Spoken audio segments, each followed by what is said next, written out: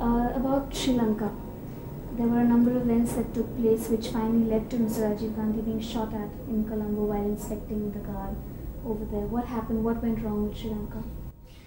I think, first of all, long before that incident about Mr. Rajiv Gandhi in Sri Lanka itself, there had been very considerable resentment in Sri Lanka when the government of India, I think the foreign minister at that time was Mr. Dinesh Singh, took the very wrong decision to make an intimidatory flight of Indian aircraft over Colombo, ostensibly with the purpose of throwing pockets of food, but in fact to demonstrate the presence of the Indian Air Force.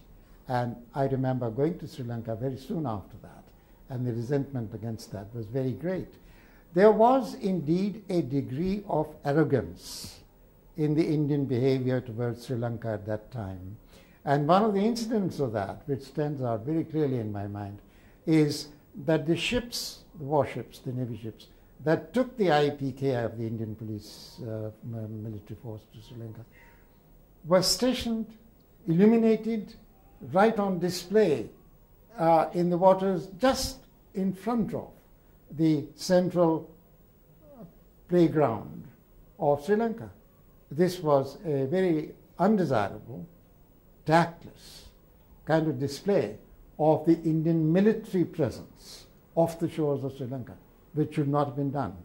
And I think that secondly, what happened was that was probably more important, ultimately led to the assassination, that when the militancy, the Tamil militancy, began to spread through Tamil Nadu and began to receive assistance from Tamil Nadu, it was perceived by the Tamils in Sri Lanka as well as in Tamil Nadu that Mr. Rajiv Gandhi's government had come down heavily upon it.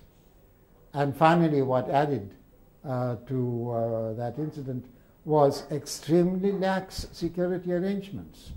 That here was a person who, unknown to anybody around, was able to go right up to him and in bending before him to garland him, blew up the bombs that were around her.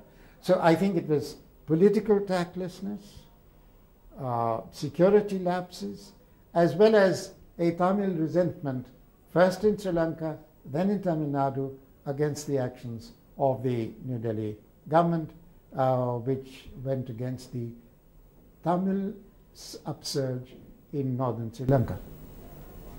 On another tangent, as Mr. Rajiv Gandhi, as leader of the opposition, seemed much more media friendly and much more calm and dignified than the Prime Minister, Mr. Rajiv Gandhi, did. What was his relationship with the media as leader of the opposition? Very good. Mr. Rajiv Gandhi, as leader of the opposition, was indeed a great deal more acceptable to a wider section of the population than he was during the period as Prime Minister. There are various reasons for that. One, VP Singh had at that time become the darling of the lower castes, the backward castes and the lower castes. And the backward castes and the lower castes are not very popular with the media. Therefore, whoever was the darling of those classes was not very popular with the media. That's point number one. Point number two, when you're out of power, it's a great deal easier to be popular with the press than when you're in power and are dealing with the press from a position of power, and media doesn't like that. And thirdly, I think that he had, towards the end of his prime ministership, begun to try much harder than before to try to understand India, to try to get acquainted with the heat and dust of India. And I think that helped him a great deal.